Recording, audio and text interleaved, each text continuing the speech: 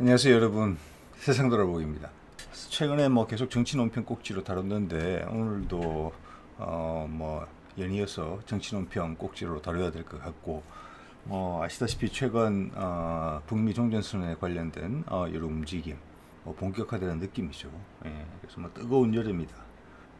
뜨거운 여름이 될 것 같다 이런 표현을 드렸는데, 자 오늘도 그와 유사한 또 사례가 거의 관련이 있어 보이는 이제 일이 또 생겼어요. 그리고 그래서 거기에 대한 얘기 좀 해보고, 또 일요일이니까 제가 이제 종전선언에 대해서 생각해 보게 되는 계기가 되는 약간 주변적인 일들 이런 것도 한번 말씀드려보고 그러면 좀 좋겠다 이런 생각이 들었어요. 그래서 하고 보니까 슬라이드가 좀 많은데 너무 길어지면 재미가 없으니까 바로 시작해 보겠습니다. 자, 제목에서 보신 것처럼 제가 예전에 아주 잠깐인데 현재 그 장성민 청와대가 아니죠, 대통령실 정책조정기획관을 만난 적이 있어요. 2002년에, 이게 20년 전이죠. 그때 이 사람이 이제 이하 장성민으로 부르겠습니다. 누군지 아실 테니까. 그때 이제 국회의원, 이 사람이 이제 김대중 대통령의 젊은 비서관이었죠. 그리고 김대중 정부에서 아마 30대의 초중반 젊은 나이에 그 국정상황실장을 했어요. 그리고 이제 국회의원에 당선됐고, 그 다음에는, 그런데 이제 비서관이 아마 선거법 위반, 그래서 그 의원직을 잃었어요. 의원직을 잃고 미국으로 왔어요. 듀크대 연구원으로. 노스캐롤라이나 듀크대. 그때 제가 이제 듀크에서 가까운 노스캐롤라이나 랄리에 머물고 있던 시절이에요. 그러니까 저의 이제 8년의 미국 체류 기간 중에 마지막 해였어요.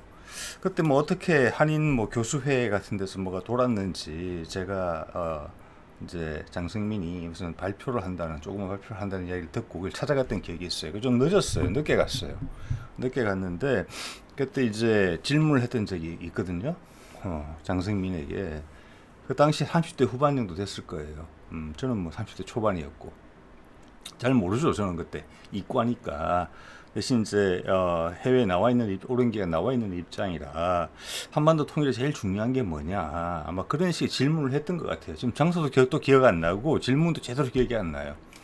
그래서 그런 류의 질문을 제가 했던 것으로 기억이 나고, 그 당시 그렇게 크지 않은 체구에 되게 뭐랄까 단단한 당찬 그런 느낌을 주는 사람이었던 것으로 제가 기억이 나요.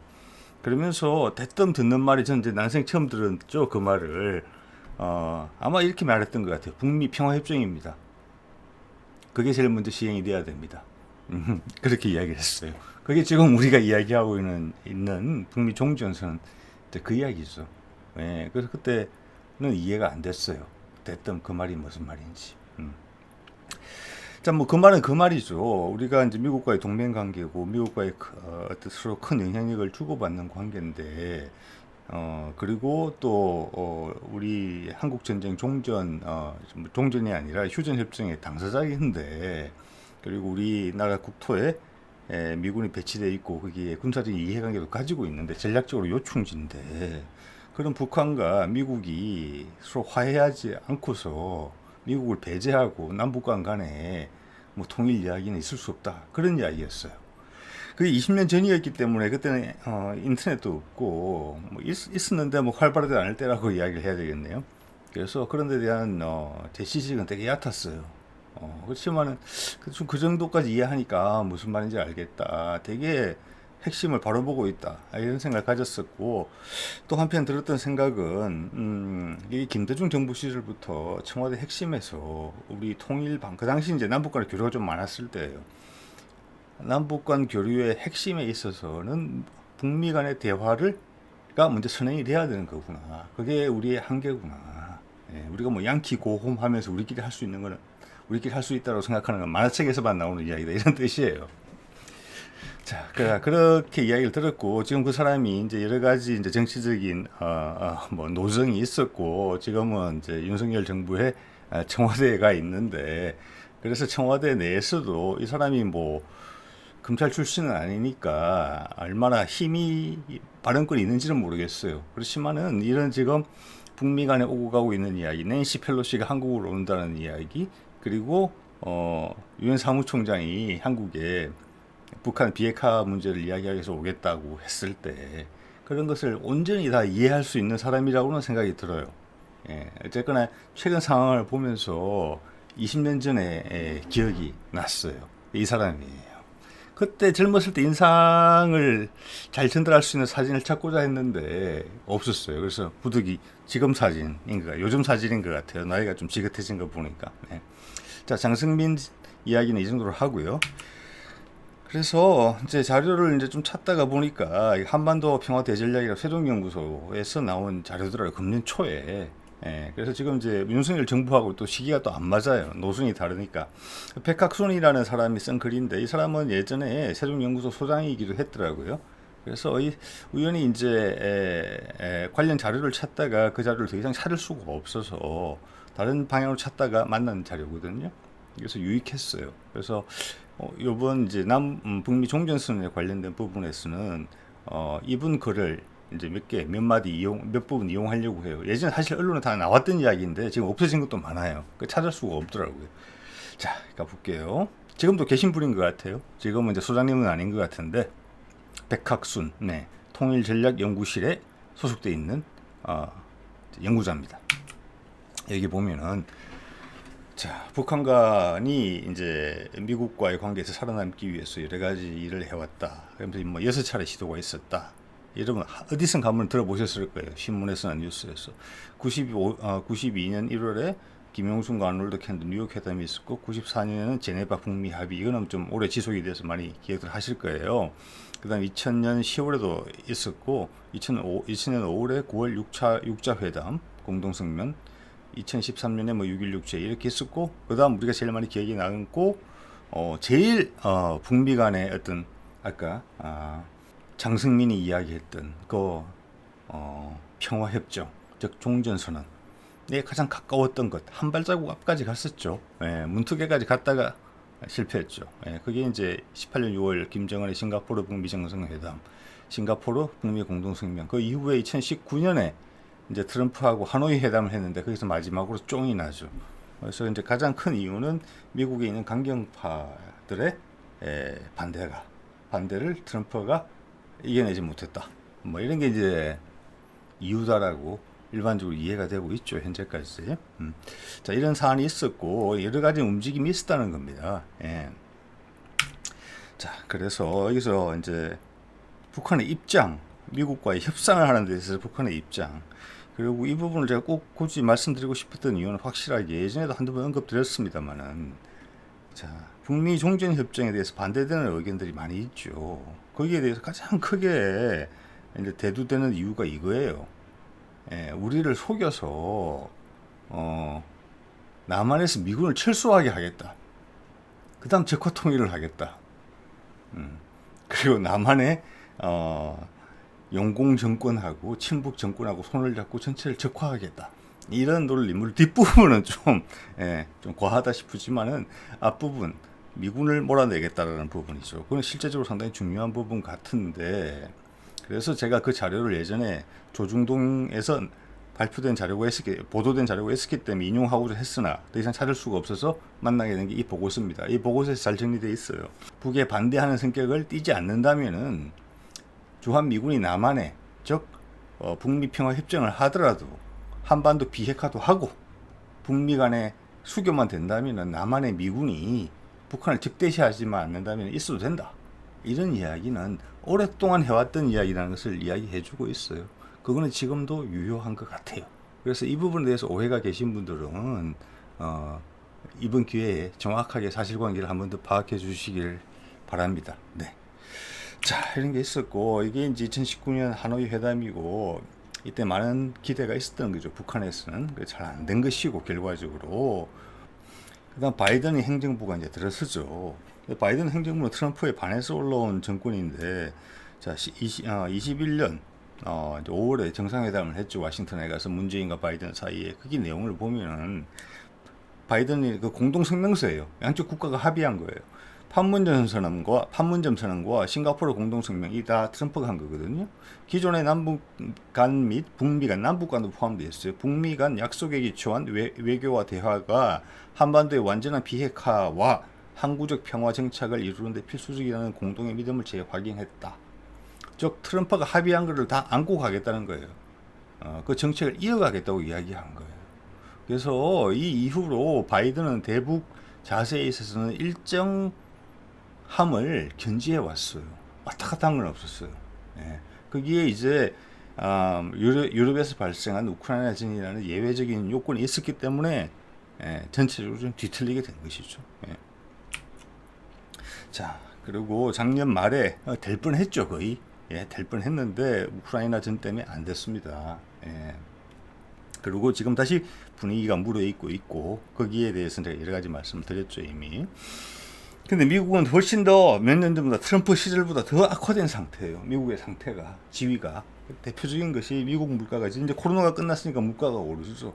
그 돈을 흡수를 이제 해야 되는데 미국이란 국가가 돈이 한쪽에 몰려 있는 것이 세계에서 1등이란 말이에요.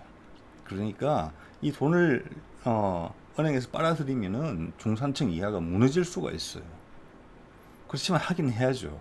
완전히 망가지는 것보다 나으니까. 그렇지만은 정치적 지지도나 국민들의 반감이 엄청나게 커질 수밖에 없는 거예요. 네. 전 세계가 그래서 우리도 이미 그렇잖아요. 미국은 우리보다 훨씬 심하다. 세계에서 제일 심하다. 이렇게 보시면 돼요. 그런 느낌이 우리가 느끼는 느낌보다 몇 배 더 느낀다. 그것이 바이든의 지지율로 바로 연결되어 있기 때문에 바이든의 지지율이 트럼프보다 낮아진 거 아니에요. 미국 물가가 8.5% 급등했고 40여 년 만에 최대폭이다. 몇 년 만에 상황이 엄청나게 어려우신 거예요. 이걸 극복해야 되는 것이죠. 바이든 입장에서는 이걸 못 이겨내면은 이번에 중간선거가 11월 8일 날 있잖아요. 트럼프가 다시 나온다고 하잖아요. 그래서 낸시 펠로시 민주당의 대표적인 최고 영향력을 가진 의원도 같이 나선 거예요. 그 노구를 이끌고. 네, 그런 말씀 앞으로 드렸고. 그래서 지지율이 지금 아주 뭐 곤두박질 치고 있다. 이해가 될 만하죠. 이 정도면은. 자, 그리고 우크라이나 전도 지금 중간 선거를 앞둔 바이든에게서는 빠져나오면 여기서 이제 꼬리를 내리는 모습을 보이면 당연히 미국 대중이 싫어하겠지만 이걸 계속 유지한다고 해도 여론의 지지율이 올라가거나 이런 건 없어요. 그렇기 때문에 교착 상태예요. 골치 아픈 거예요. 돈은 돈대로 들고 유럽의 동맹국들은 유럽의 동맹들 나름으로 힘들다고 그러는 거죠. 러시아하고 영원히 이럴 수가 없는 거예요. 언젠가는 빠져나와야 되죠. 다른 이슈, 계기가 필요한 거예요. 이걸 덮을 만한, 이 사안을 덮을 만한 더 큰 이슈가 필요한 상황이 됐죠. 자, 이런 것들이 지금 몇 년 전 트럼프가 하노이 회담에서 마지막으로 미국이 털어버렸을 때 그 이후로 달라진 점들이고 그 달라지는 방향이 미국이 조금 더 곤란해진 방향으로 다 틀어진 거죠. 그죠? 본인들이 초래한 것도 있고 코로나처럼 어쩔 수 없는 부분도 있고 그래요. 네. 자, 그리고 중국은 그때보다 훨씬 부상했죠. 군사적으로도 그렇고 경제적으로도 그렇고. 이게 지금 펠로시가 하루 한낮을 다녀간 이후로 중국이 발사한 미사일이 떨어진 곳이에요. 대만을 뺑 둘러쌌죠. 예. 제가 지난번에도 말씀드렸지만 펠로시가 이 한 번의 이슈를 위해서 그냥 다녀가는 정도로 벌집을 쑤셔놓고 가는 정도면은 미국한테 손해다. 미국은 그렇게 바보짓을 하는 나라가 아니에요. 이거 이후에 후속 조처들. 이거는 충분히 중국이 경고한 대로 하는 거거든요. 미국이 예상했던 바예요. 이걸 다 그래서 군에서 반대도 했다는 거잖아요. 이걸 뛰어넘는 보관, 그 다음 큰 그림이 있기 때문에 이걸 감수하고 간 거예요. 그렇게 이해를 하셔야 돼요. 자, 경제적인 면에서도 중국은 내수가 있고 미국처럼 우리가 뭐 중국 거품 많다 그러지만 미국보단 적어요. 예. 그래서 똑같이 고통의 순간을 통과한다면 중국이 더 오래 버틸 수 있을 거예요. 예.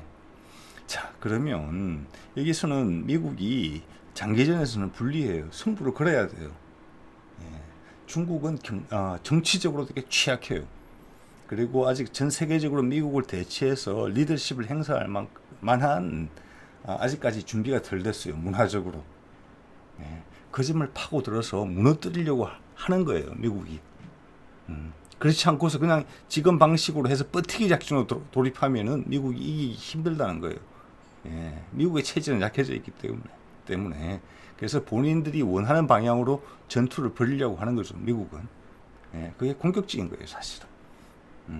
자, 그런 상황까지 초래했고 이미 방아쇠를 당겼다는 말씀을 제가 드렸던 겁니다. 최근에서 낸시 펠로시가 대만을 방문한다고 했을 때 그냥 한번 방문해서 대만 응원 등을 툭툭 두드려주는 걸로 이런 피해가 났단 말이에요. 예, 아닙니다. 여기서 멀리 가버리면은 대만은 어쩌라는 겁니까? 자, 이걸 미국이 모를 리가 없다는 것이죠. 예. 자, 그리고 또 하나의 변화된 차이점은 뭐냐? 한반도가 통일이 된다면 도시락을 싸들고 다니면서 말리는 나라가 일본이었고 그 일본의 힘은 아베에 기대고 있었죠. 그래서 여기 보십시오. 2011년 11월 8일 작년 말이에요. 이때 무르익었어요. 북미 종전선서 선언이. 예, 그때 문안이 다 됐습니다. 그래서 일본이 반대를 본격적으로 했죠. 이때. 그러다가 우크라이나전하고 겹치면서 그게 넘어갔죠. 넘어가면서 북한이 미사일 발사하기 시작해서 금년들어서 벌써 19번이나 쏜 거 아니에요. 2018년 미국과 트럼프가 협상을 시작하면서 미사일 ICBM 쏘지 않겠다, 핵실험하지 않겠다라고 스스로 스스로 중단했죠. 그거 다시 시작했잖아요. 예, 금년 1월, 2월인가 3월인가에 그랬죠. 예, 그런 과정이에요. 그리고 일본의 방해, 늘 말씀드립니다만은 일본은 미국을 위해서 많은 것을 해주는 나라예요. 예, 특히 아베 같은 지도자가 강하게 요구하면 미국도 참 힘든 거예요. 그런데 그 아베가 세상을 떠났죠. 그러면 지금 기시다 후미오는 이 기둥이 지금 주춧돌이 흔들리는 거예요. 주춧돌이 바닥에서부터. 예. 그래서 그 기시다 후미오는 지금 그를 추스리기도 집이 안 무너지게 어떻게든 뭐 다른 걸 바치든지 하는 그런 그에만 해도 지금 정신이 없어요. 왜냐하면 아베는 지금 사실 지난 한 20년간 나라를 그냥 다스려온 독재자와 비슷한 존재거든요. 일본 자민당 일단 독재잖아요. 그런 상황에서 그렇기 때문에 이 뭐 한반도에서 일어나는 일 뭐 싫기야 하겠죠. 그렇지만 미국이 강한 의지를 가진 부분에 있어서 강하게 반발하기는 힘든 상황이에요. 힘을 모으기가. 자, 그거는 한다고 했을 때 북미 종전 선언을 한다고 했을 때 일본의 방해는 약해져 있을 것이다. 예. 그런데 문제는 한반도에 새로 들어선 정부가 미국의 뜻과 다르다. 이게 새로운 변수로 등장한 거예요. 아베 대신에. 전체를 개괄적으로 이야기를 하면 그렇습니다. 예. 자, 그 다음은 이 신인호 안보실 2차장의 전격 사퇴에 대한 이야기예요. 이게 사실은 지금이 아니라 뭐 한 달 전이나 그때 벌어졌으면은 여기 있는 제목을 그대로 제가 수용을 하겠어요. 그렇지만 낸시 펠로시 건이 있었죠. 낸시 펠로시가 며칠 전에 다녀갔지만 그녀가 움직이기 전에 스케줄 조정하고 면담 요청하고 그런 거는 이미 몇 주부터 움직임이 있었을 거예요. 그때부터 이제 대통령실, 국가안보실은 정신이 없었겠죠. 그게 국가안보실 소관이거든요. 그런 게. 여기 보면 1차장과 2차장이 있는데 이전 정부와 달리 역할이 바뀌었다고 그래요. 현재 보이는 2차장은 이제 국방 부분이고 1차장이 이제 외교와 관련된 안보 뭐 이런 건데 사실은 낸시 펠로시 건이나 이번에 유엔 사무총장이 온다는 거 그런 것들은 어차피 안보실 차원에서 같이 논의되는 일이라고 저는 생각이 들어요. 그렇기 때문에 저는 이 설명, 좀 연합뉴스를 통해서 보도가 된 이 사람의 전격 사퇴에 대한 설명이 이 자체로도 납득되지 않는 부분이 있는데 현재 흐름과 맞추어서 보면 더 좀 이상하다는 생각이 드는 거죠. 일단 이 보도 자체의 문제에 대해서 한번 말씀드려보고 싶어요. 여기 보면은 전격 사퇴했는데 건강이 악화돼서 그렇다. 그래서 몇 주 전부터 3주 전부터 나오죠. 3주 전에 사의를 표명을 했는데 저의 직장생활 경험으로 봤을 때는 급하게 사퇴한 게 아니면은 대통령이 휴가 중이잖아요 지금. 그래서 토요일날 사표를 수리했어요. 얼굴을 안 보고 했다는 거예요. 그건 아니죠. 네. 자, 그리고 그렇지 않으면은 급한 게 아니면은 다음 주 월요일날 얼굴 보고 그때 사표 수리해도 돼요. 네. 네. 이 사람이 무슨 급성 맹장으로 인해서 병원에 실려가는 게 아닌 다음에는. 자, 그래서 여기서 3주 전을 굳이 강조했다는 부분으로 제가 느껴져요. 그 말은 실제로는 되게 이 사태가 급박하게 이루어졌다. 신속하게. 사퇴 의사가 앞뒤 가릴 것 없이 나왔다. 예. 그리고 뭐 대통령한테 예의를 차리고, 그리고 대통령도 이 사람의 예의를 받아줄 그런 입장이 아니었다. 이렇게 해석해도 해석이 되는 부분이에요. 예. 자, 그러면 3주 전이라는 표현이 나왔는데, 그때부터 아까 말씀드린 것처럼 낸시 펠로시 건이 있었잖아요. 그래서 펠로시가 올 때도 이런 우왕좌왕하는 모습을 보였잖아요. 몇 주 전에 이미 안 만난다고 아마 선을 그었을 텐데, 그래서 제가 아마 한국에 도착하거나 도착할 즈음에서 다시 한번 요청을 했다. 미국의 사정이 있으니. 그 재차 요청을 받고, 어떻게 보면 미국의 강력한 압력이죠. 대통령실이 우왕좌왕했다. 그 대통령실이 어디입니까? 국가안보실이에요. 국가안보실. 1등으로 책임지는 곳이. 수많은 논란이 있을 것이다. 이 한 시간마다 한 번씩 바뀌었잖아요. 국가안보실의 의견이 이렇게 바뀌었다는 거예요. 그럼 안보실장이 정신을 못 차린 거예요. 네, 그렇게 보면 맞는 것 같아요. 자, 이 혼란의 과정에서 국가안보실의 누군가가 소신과 엄청나게 다른 결정을 보면서 안타까웠을 것이다. 마음이. 자, 그런 상황이 위기감이 폭발적인 위기감이 차올랐는데, 다시 미국이 재차 유엔 사무총장을 한국에 보내겠다라고 한 거잖아요. 이렇게. 예. 일본에 가서 이미 이게 4일날 발표한 거예요. 4일날. 어제 지난 동영상에서 말씀드렸죠. 낸시 펠로시가 예, 아직 출장 마치고 미국도 돌아가기 전에 미국이 그만큼 절박한 겁니다. 지금. 그래서 기시다 후미오를 바로 만났죠. 6일날 와서 히로시마에서 몽골에서 몽골 대통령의 초청을 받은 거예요. 그리고 며칠 머물 거예요. 예, 그게 벌써 어레인지가 다 됐어요. 일본과 몽골이 그걸 다 받아준 거예요. 근데 한국은 뭡니까? 아마 11일날 오는 것으로 돼 있어요. 응? 이런 기사가 나오는 거죠. 세부 일정을 조율 중이다. 일정이 조정이 안 됐어요. 아무리 두 국가는 이미 그들의 최고 수장과 만나는 게 이미 이루어지고 있고 결정이 다 됐는데, 이거는 우리가 고민을 하고 있다는 이야기예요. 우리가 고민을 하고 있다는 이야기죠. 만나야 될지 안 만나야 될지 모르겠다. 미국의 의도를 다 알고 있다. 부담스럽다. 국가안보실 2차장 신인후는 낸시 펠로시 건과 같은 방향성을 가진 의견을 냈다. 폭발했다. 떠나기로 결심했다. 갑작스레. 네. 이렇게 설명하는 시나리오도 나올 수 있다는 말씀을 드리는 겁니다. 네. 사실과 다를 수 있어요. 그렇지만 그런 해석이 부정하기도 어려운 거예요. 지금 우리가 알고 있는 사실만을 바탕으로 뒀을 때는. 자, 그리고 유엔 사무총장 내주에 방한한다는 이런 기사가 보도가 있었죠.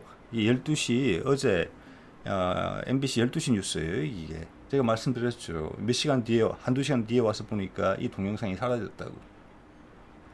인터넷에 글로 된 기사는 있어요. 그런데 글로 된 기사하고 이게 몇백만의 독자를 가진 MBC의 동영상 유튜브 채널 홈페이지하고는 천지 차이예요. 영향력이. 예. 이게 없어진 거예요. KBS에도 없고 SBS에도 없어요. 제가 두 군데로 확인을 해봤어요. 기사가 있다가 없어진 건지 처음부터 없었던 건지 모르겠는데, MBC처럼 있다가 없었을 가능성이 커요.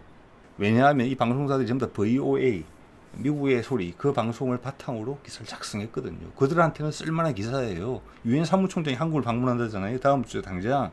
그리고 한반도 비핵화에 관련된 협의를 하기 위해서 오겠다잖아요. 다 기사화하는 거죠. 단신으로. 왜냐? 아직 깊은 내용은 모르니까. 그러다가 다 내린 거죠. 그렇게 추정을 해보게 돼요. 예. 자, 그 VOA에 본 기사가 이거예요. 정확한 이야기를 하고 있죠. 예. 그래서 말씀드린 것처럼 8월 4일날 유엔 사무총장이 갑자기 기자회견을 하러 가요. 예, 기자회견을 하고 출장 간다. 출장 가는 어젠다는 뭐냐? 비핵화다. 그래서 비핵화와 관련된 행사를 쭉 급하게 만든 거예요. 그리고 지금 유엔이 비핵화 어젠다를 가지고 갈 그런 의향을 강하게 내비치고 있어요. 컨퍼런스도 해요. 이게 미국, 러시아 정도의 호흡이 서로 호흡을 교감이 없이는 유엔이 혼자 나서서 전 세계 비핵화의 계기를 마련하겠다 이렇게 말을 할 수가 없는 상황이에요. 여러분 아실 거예요. 자, 그래서 VOA가 가장 미국의 본심을 잘 드러내고 있죠. 유엔 사무총장 한반도 정세를 주시하고 있다. 한반도 정세를 주시하고 있다. 이게 이번 출장의 목적이라는 거예요. 일본 갔다 몽고 찍고 한국 오는 거는 앞에 정지 작업이에요. 한국 가기 위한. 그리고 북한과 관련 국간 대화 재개를 희망한다. 비핵화와 관련해서 예, 저 한반도 비핵화 선언이 나오길 바란다. 윤석열 정부가 이 역할을 해다오. 예. 그래야지 판이 커지고 국제적인 관심, 국제적인 이벤트를 만들고 싶다. 유엔은 그 가운데 한 축이다. 압박을 가하는 거죠, 이게. 예. 자, 노를 하더라도 북미 종전협정을 선언을 하는 문제는 없어요. 예. 그게 이겁니다. 이게 지금, 휴전협정 조인서예요. 여기 보면은, 이게 이제 빨간색으로 표시해 놓은 곳이 휴전협정에 조인한 국가들이에요. 여기 보면 제일 왼쪽이 조선인민군 최고사령관 김일성, 가운데 중국인민지원군 사령원 팽덕회, 제일 오른쪽 국제인합군 총사령관 미국 육군대장, 제가 이름 잘 모르겠네요. 네, 이 셋이 한 거예요. 그래서 종전협정도 이 셋이 하면 되는 거예요. 즉 우리는 당사국은 아니에요. 네. 그래서 미국이 정하고 싶으면 우리 한국 빼고 해도 상관없어요. 전혀. 네. 그런데 뭐냐면 분위기가 뜨지가 않는다는 거죠. 한반도가 종전선언이 되면서 전체적인 그림 그리는 것은 한반도가 코로나로 지친, 그리고 패권 경쟁에 지친 전 세계인들에게 또 경제적으로 지친, 희망이 안 보이는 그런 상황에서 돈이 흘러넘치는 전 세계적인 물가 인상에 위기에 처해 있는 이 지구에서 새로운 희망의 꽃봉오리를 피우는 장소가 한반도의 무궁화가 피듯이 꽃봉오리가 올라오는 모습을 연출이 돼야 되는 거예요. 그래야지만 가깝게는 바이든이 11월 8일 중간선거에서 이길 수 있는 거예요. 예. 그런데 지금 밑에서 어깃장을 놓으면 그게 안 되는 거죠. 그런 분위기 형성이. 예. 그거는 용납이 안 된다는 거예요, 지금. 또 꽃봉오리가 피어 올라야지 그 꽃봉오리에 동참하는 세력, 꽃의 세력과 그걸 방해하는 세력, 즉 중국으로 나누려고 하는 거거든요, 지금. 그래서 펠로시가 대만에 들러서 중국을 끌고 온 거란 말이에요. 네. 그래서 이거는 윤석열이 받아야 되는 카드예요. 이 카드는 반드시 받아야 돼요. 이 카드는 그걸 안 받겠다고 지금 깡짜를 놓고 있는 것 같거든요. 그래서 오늘 한 사람이 사표를 냈다는 것이 또 그런 생각을 더 짙게 만드는 거예요. 어쨌거나 부정적인 기류가 흘러나와요. 조정이 안 되고 있으니까 유엔 사무총장이 과연 올 수 있느냐? 오더라도 대통령이 면담이 되느냐? 예? 낸시 펠로시 시즌 2가 되는 거예요. 과연 시즌 2 그렇게까지 똑같이 일을 처리하고 나면 도대체 우리는 어디에 기댈 것이냐? 엄청난 고립을 경험하게 될 거예요. 중국을 빼고는 전 세계가 싫어해요. 자, 북한은 그리고 56일째 지금 아무런 공격적인 행보를 보이고 있지 않아요. 자, 오늘은 그 종전선언에 대한 이야기를 제가 개인적으로 어떻게 듣게 되는지 이야기하고, 그리고 오늘 기사화됐던 안보실 2차장 신인호 차장의 갑작스런 사표 이야기를 듣고 드는 생각을 한번 정리를 해봤습니다. 자, 오늘은 여기까지 하도록 하겠습니다. 네.